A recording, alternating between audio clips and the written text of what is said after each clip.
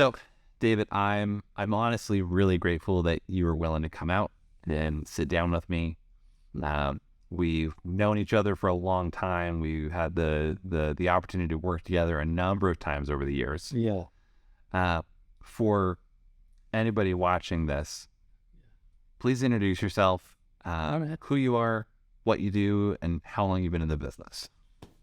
All right, Austin. My name's David Pucilowski. I work for eXp Realty of California, and I've been a real estate agent since 2002, January of 2002. So 21 years. Happy anniversary. Yeah, thank you. It's been a ride that it goes up and down, but overall it's been a really good ride. Gave me more time with my kids by being a realtor. It's been a really, really excellent. More freedom too. Who got you into the business? Because very few people just wake up one day and say, "Oh, I'm going to become a realtor." Like, what was that spark for you? What brought you into the business? Yeah. Well, I was buying my first house in the year 2000, and the realtor I had, I don't even remember his name, but he was good. He was a really good agent, and the house that we were interested in, that particular agent wasn't as good. And my agent would just say, "Gosh, she's not doing this, she's not doing that." And finally I got to the point, I go, I don't know what's right or wrong, but it doesn't seem like she does her job very well. He goes, "Yeah, she's making it really difficult." And I had this question for him. I said, "Is she going to get paid?" And he goes, "Oh yeah, she's going to get like a good paycheck." I go, "Wait a minute, you can give bad service and still get paid?" Because in the catering business, which I came out of, I did that for 18 years before real estate. If someone wasn't happy with our services, we gave them a refund back. Not that I ever had to, but that was my mentality. You don't do a good job, here's your money back. I want you totally satisfied. Like in the last year, 2 years, like what would you classify as like your biggest win? Oh, okay. Well, actually, my biggest win actually happened just recently. And that was a client that you did the loan for just recently. And I met him at an open house I was doing. And when I met him, he had already been out looking at homes, but wasn't getting his offers accepted. And we talked, and I said, "Man, you have everything in place that you should get your offers accepted. You got 20% to put down. You're solid with your work. Your offers should be accepted. I don't understand why they're not. If they're not, there's something going on that I'd be glad to talk to you more about and see how I could help you." And he said, "Okay, thank you." And then he did give me his number, and I followed up with him a couple times. But really what won him over was I said to him, I said, "Look, if there's a house that you see online, you're not able to see it, I will go out and look at it for you. I'll be your hands and eyes and feet." And so he texted me at home, and he wasn't able to go see it. And I went there, and I think I called him at that time. Yeah, I did. I'm in the house looking at it, and I'm calling him saying, "Hey, I'm in that house that you couldn't go see, and here's the deal," and told him about it. And the little bit I knew about him, I said, "Hey, I think this house could work for you, but let's schedule a time for you and your wife to see it." It was another couple of weeks before he could go see it. And by that time, we had other offers were coming in on that home. But that, just me going out there and showing him that I'm willing to stand behind what I say, of going out and looking at stuff, even if he couldn't, that really spoke to him. And then when we did start looking at houses, where he wanted to be with his price mark was somewhere like here. But everything we made offers on, we would get outbid, or the scenario didn't work. And I told them, because the interest rates have gone up, the seller's mindset has not come down yet to lower the prices. Right, to match What a buyer can afford per month. I said, let's look up here above what you can afford or where you want to be. And if you like it, we'll make an offer where you want to be. He said, okay. And so we did that. And what's really interesting is him and his wife came. First time we're looking at this house. His wife came in. She walked in, saw the house, and she immediately left. What? Yeah. And I was like, is everything okay? And he just said to me, oh, she's tired. I said, okay. So we made an offer on the house. It was low, and they didn't go for it, but they came lower on their price. So then we came up a little bit, then they came down, and then we came up a little. And we settled in for $45,000 less than what they were originally asking for that house. So fast forward, now we're going through inspections, and the house is ready to go. The inspections didn't show anything. It really was a great house to buy. He then tells me, a week before we're going to close, he goes, hey, I want to share with you, remember when my wife first saw the house and then she left right away? Right. I said, you thought we were in trouble or she was offended or whatever. Well, I was just thinking, he said she was tired or something. I said, okay. He said, what actually happened was when I went back out in the car, she said to me, why do you show me houses like this that we'll never get? It's way above our price range. I don't want to see houses like that, because I love that house. I wanted that house, but I knew we would never get it. And I just started laughing, and I praised him to stick with the game plan that I told him.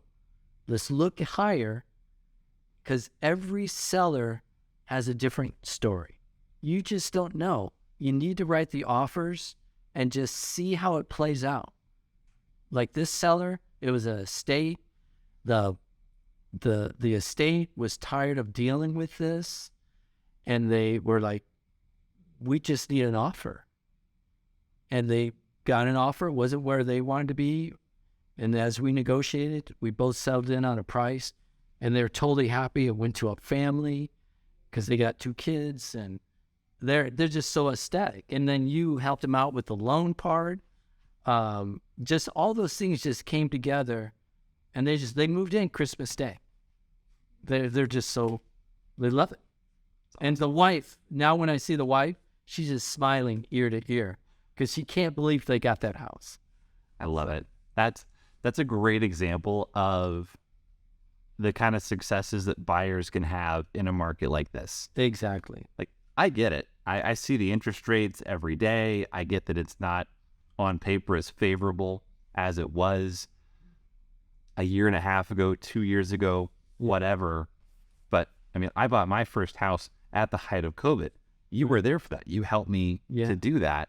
And I don't know how many houses we saw. Yeah. I know we wrote offers on 6, and we got blown out on every single one of them. I know. We got outbid, all cash, 100K over asking. It was insane. And that process, I can tell you, being in the industry wasn't any fun. Yeah. Right. It wasn't any fun. We're paying for their closing costs. We're bidding above asking. We're offering gaps on the appraisal in case the house isn't even worth what we offered on it. Buying it as is. Right. Yeah. Buying it as is. And with today's market, being able to get a deal like that, to haggle somebody down, I remember it was 9-10% off the original list price. It was close. It was a huge discount because we made the offer that they were comfortable with. Yep. And we stuck to our guns. Yeah. And for me, there's actually two other takeaways. And for any agent or aspiring agent watching this, like, you should write this one down, because he met these clients at an open house, which means going to open houses and holding houses open works. And then you kept your word. You honored your promises. And really, the job isn't difficult. Right. You just have to be trustworthy to people. You have to follow through with what you tell them you're going to do. Yeah. Regardless of whether that's, I'm going to answer your phone calls between these hours and these hours, or I'm going to go look at houses for you. Whatever it is, whatever that promise is you're making, keep it. Yeah, stick to your word. Yeah. That builds integrity, for sure. Yeah. And that's what I've found is clients, unless you've done this a dozen times, this isn't for rodeo anymore. Anybody buying a house, there's stress. It's a stressful thing, right? It's scary in some cases. It gets discouraging too. Yeah. I experienced that myself. Like, we almost didn't write that 7th offer that magically got accepted to get us into our house. Right. It definitely gets discouraging. So when you add insult to injury and you're working with somebody that doesn't keep their word, doesn't answer their phone calls, doesn't get back to you, it makes everybody look bad. So if you're doing this for a living already, or you're thinking about getting in, or you're in the process of buying a house, make sure you're working with somebody that makes you feel and helps to build that confidence. And if you are that person, we can all do better. Yeah, for sure. Yeah. Now, maybe you can tell me about a time, because real estate has ups and downs, right? Maybe you can tell me about a time that you would consider like your most memorable or your most challenging deal, challenging opportunity, we'll say, that you had to overcome. Oh, Lord. Well, probably my most memorable was a client that we'd been looking for a while for homes. And then, unfortunately, she had something happen in the family, and it sort of geared her up to like, she had to really buy a house. And it was during COVID, where competition was thick. I mean, there'd be a minimum 6 offers, 16 offers. I mean, it was insane and way over asking. Well, during that time, because of her mental state, let's just say, we went and looked at a lot of houses, and she liked a lot of houses. Yeah. So I'd write an offer, and I would talk to the agent and say, what's the seller looking for in an offer? And I would hear that, and I'd actually talk to my client. She would agree, and we'd write offers based on what that listing agent is telling me, how to write it, basically. So we would do that and then write it even better. I had at least 10 offers accepted with this client. But each one, she would then get into it, doing inspections, and then she'd go, oh, I just can't do this right now. So she's probably my most memorable client. We finally eventually did buy a home that offer got accepted. Well, many offers got accepted, but even then, once she bought the house, it was in her name, we had to then sell it up 5 or 6 months later, because it was a timing thing. She just wasn't ready to purchase. We are looking again now, because she is more ready to buy. And so I would just encourage any new buyers out there, or even older buyers, to really think through what you're looking for. And if it works financially, the monthly that Austin can tell you, hey, this is what your monthly payment's going to be, and if that works for you, just go buy the home, because the market's going to go up, market's going to go down, and there's not really a right time to buy. I mean, there can be for some people, but the problem with the right time, though, is you never know if it's the right time or not till it's over. Yeah. right? Yeah. Hindsight's 2020. Yeah.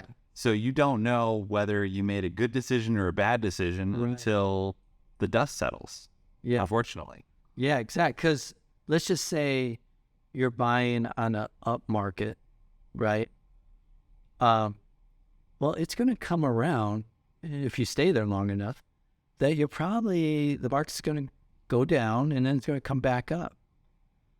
And let's just say you're then selling at that time your home. It's an up market. Well, guess what? When you go buy again at that time, that market's going to be up. Or if you sell when it's down, guess what? You're going to buy when it's down. Yeah. So it all works out. There is times that we sell and we might have lost some money, but overall, the market's going to do its thing, and you just got to decide, hey, I'm going to get in. Yeah. The buyers always tend to win out. If the market's in this type of position right now where the interest rates are higher, okay? The sellers had a heyday for a while during COVID where they really made some good money. Yeah. But I just sort of see us all settling into sort of a good market of good supply and good demand. It's just the supply and demand is going to control things. Yeah. And I think we're just going to move towards people buying and selling homes on a regular basis for the next 6 months, unless the government steps in and they do something to upset the market.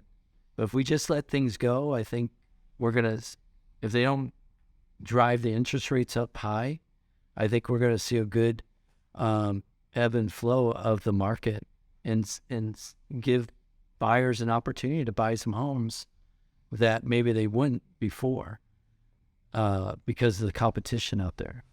Yeah. So I can definitely see that. I'm already seeing that a little bit with some of my clients, how we're reaching a little bit of equilibrium. Yeah. What a lot of people don't realize is that during COVID, during the pandemic, when homes were flying off the shelf and getting multiple offers without even being seen, that was the bad market. That was the bad and unhealthy market. Yeah. And we're all kind of dealing with the hangover from that. Good point. Yeah. Right? So right now, there's that better balance in supply and demand. Mm-hmm. And that's the most important thing. The question I get asked a lot, and I'd like you to weigh in on this as well, is there going to be a housing crash? When is the housing crash going to be? Is the other way people phrase it, expecting this thing to happen. For me, well, mathematically, a crash is anything greater than 30%. And the greater than a 30% decrease in overall value of the properties nationwide, that qualifies as a housing crash. We're seeing some pockets and some markets nationally have that. Yes. Sacramento hasn't been that way. We're reasonably flat based on the numbers that I've seen as far as home values. We're not going up any further, any faster, but we're not necessarily falling off a cliff either. Yeah. And the biggest thing for me that I always go back to is the inventory piece, right? Now, you were selling homes during the Great Recession. You were selling homes during the bubble burst and in the aftermath. And, I was young enough not to really pay attention or realize what was going on. But looking back on it now, it was the huge influx of inventory. It was that the available homes, doubled, tripled overnight, it seemed like. And well, once we have an oversupply, people don't have to pay as much for it. And that's what really drove those prices just down into the gutter. It wasn't because inherently there were too many houses.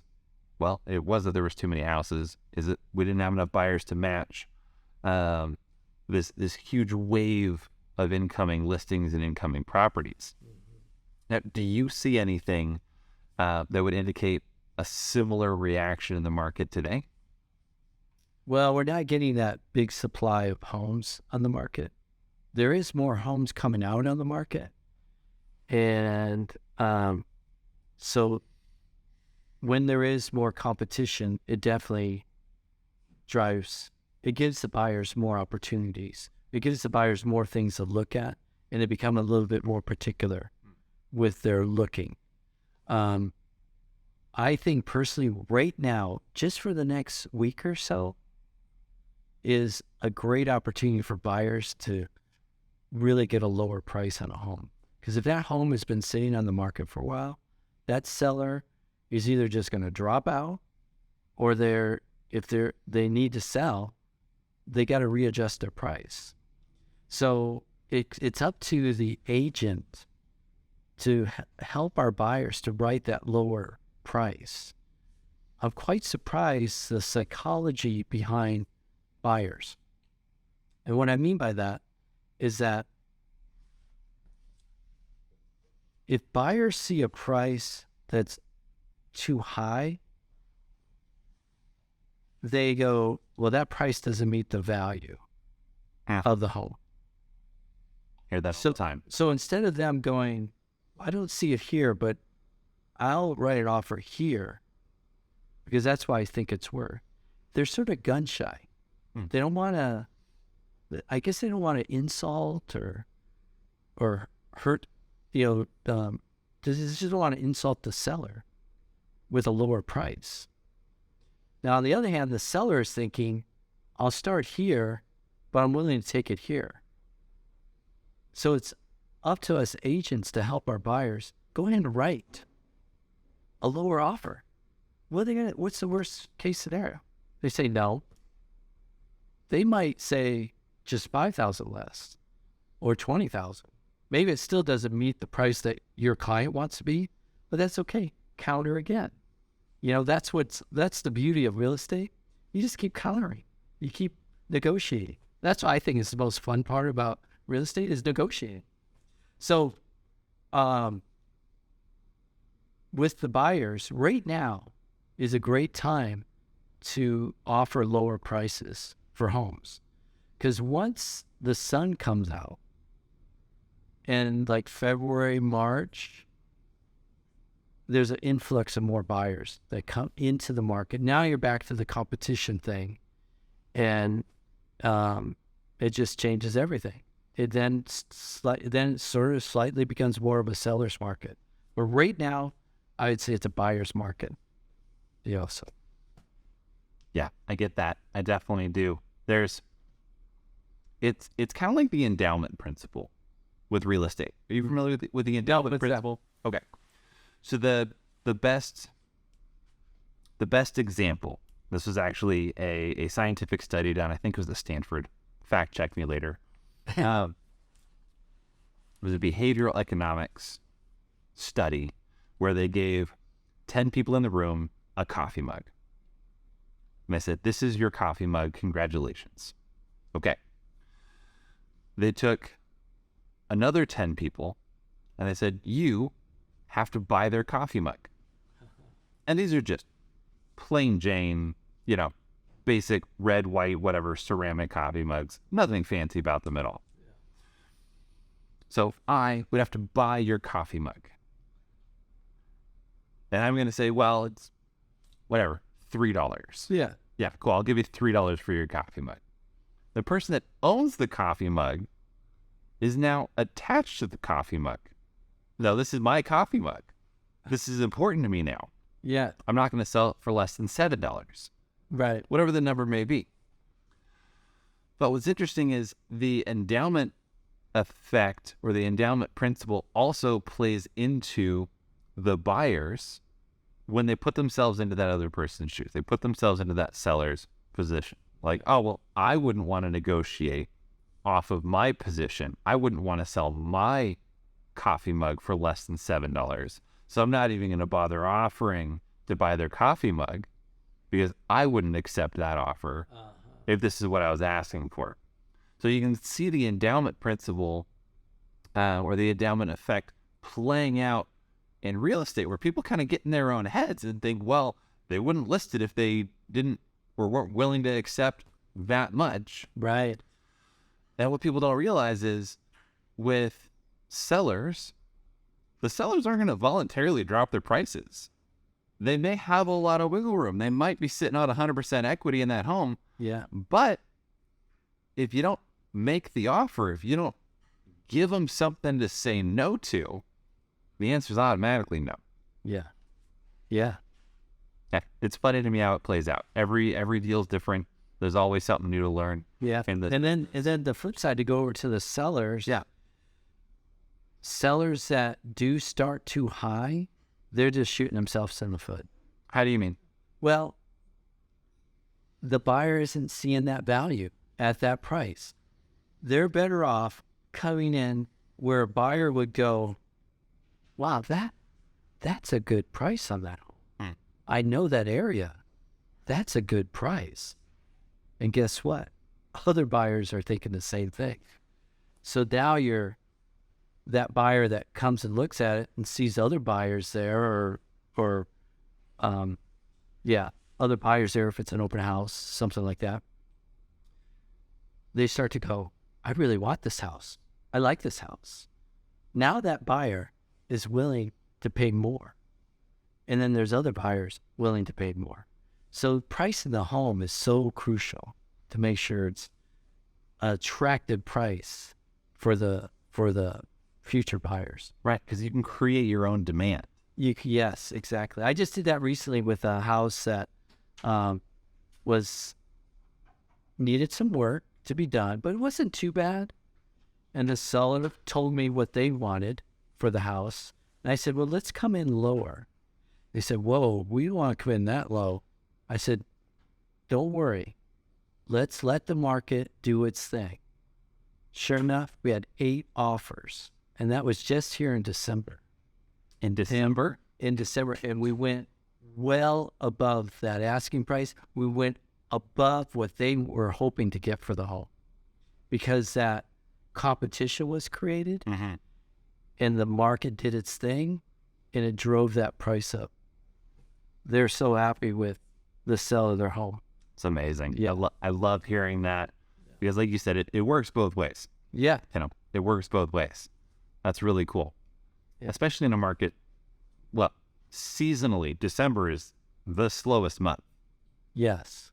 Yeah, historically. So being able to get multiple offers on a listing, get above what the client was even hoping to get for their home in the first place. Yeah. It's not a bad day's work. Yeah, it was excellent. Yeah. I'm going to check and make sure the camera's actually running because I got real paranoid for a second there. Yeah, it is actually running. How's that? Okay. I'll be able to cut. That would have been really horrible. Oh, I know. I would have been I'm like sitting here sweating like, oh, I really hope this is still alive. Can we repeat the last hour? 30 minutes. Yeah, plus. So, David, if you were to start all over again in your real estate career, yes, brand new baby realtor, yes, what advice would you give yourself? Is there like one thing that you wish you knew when you started? Is it a laundry list? What would you tell yourself if you were going to do this all over again? Yeah, this one's huge. Is your database. How do you mean? You got to create your database. So the people you know, people that love you, that trust you, you got to create that database. Name, phone number, email, address. And immediately you start to reach out to them, And reaching out to them is, of course, through email, through postcards, through letters, and even calling them. And just saying, hey, I'm a new agent. If you're a new agent, hey, I just am looking for an opportunity to interview for the job. And that's it. Not even trying to put a force on that. Oh, you got to go with me. Beyond the new agent. Just take a step of just saying, hey, I would appreciate an opportunity to interview for the job when you have a real estate need. And that takes the pressure off of that friend or relative to like, hey, you know what? I'll give them a chance, Yeah. Yeah. I see this a lot with newer agents and newer loan officers entering the business, not wanting to inconvenience the people in their lives, not wanting to seem salesy or naggy or, oh, look at me. Yeah. Because we've all seen the used car salesman memes. We all know what those tropes are, and people are afraid to kind of perpetrate those stereotypes, I think. But at the same time, your sphere, your database, like you said, these are the people that already know you, like you, trust you, have some kind of a relationship with you in the first place. And at the end of the day, eventually, they're probably going to buy or sell or invest in real estate. Right, exactly. So is it going to be with you or somebody else that thought to reach out and talk to them? Yeah, I mean, there's not a more worse feeling to run into a previous client and you say to them, hey, how's it going? What have you been doing? Hey, I just sold my home. Oh, you did? And you're thinking in your mind, that's a home I helped them buy. And then they go, oh, are you still in real estate? Oh my God. And you're like, oh my goodness. So I mentor a lot of agents right now. It happened for quite a few years. Database. Get that in order and start to reach out to them. Yeah. That's the beauty of this industry. That's the beauty of being in real estate. When they can build their business in a way that works for them, works for their style, their communication, and also ultimately the kind of clientele that they're going to affect. Because I've met some of these big hotshot team listing agent types. Yeah. And they run a very different business. It's a very different business model, and it works great for them. Right. Whether that worked great for me, whether that works great for you or otherwise, doesn't matter because it works for them. Right. Right. But with our style of communication, your style of being able to cater to both sides of a transaction, giving you that extra layer of understanding in what people are looking for, can help put a deal together in a way that some of these other models might not. Right? Excellent. I want to add one more thing, if that's okay. Sure. Of why agents should look at working for eXp Realty. I've worked for many different companies over this last 21 years we agreed upon. 21 sounds right. And eXp is the only company that offered me stock in the company. Because all the agents that work for eXp Realty are owners of the business. So we own stock in the company. So that alone inspires us all to do a better job because we're increasing our own, the value of the company, right? Increasing the price of the company. The other part is the revenue part, where someone could build a team. So let's just take a typical agency. You have a broker and they hire people, right? They come on as agents. Well, somebody in that group of people are going to get good. There's just no doubt they're going to get good. And then you start looking at, well, why should I pay this broker this much, then also pay the brokerage a percentage too? So what they do is they go break off from this company and start their own thing over here, or maybe go to another company. This broker now has lost a really good agent.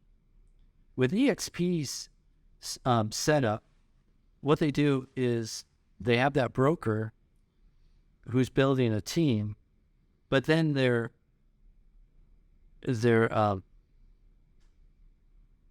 encouraging each person to build their own team.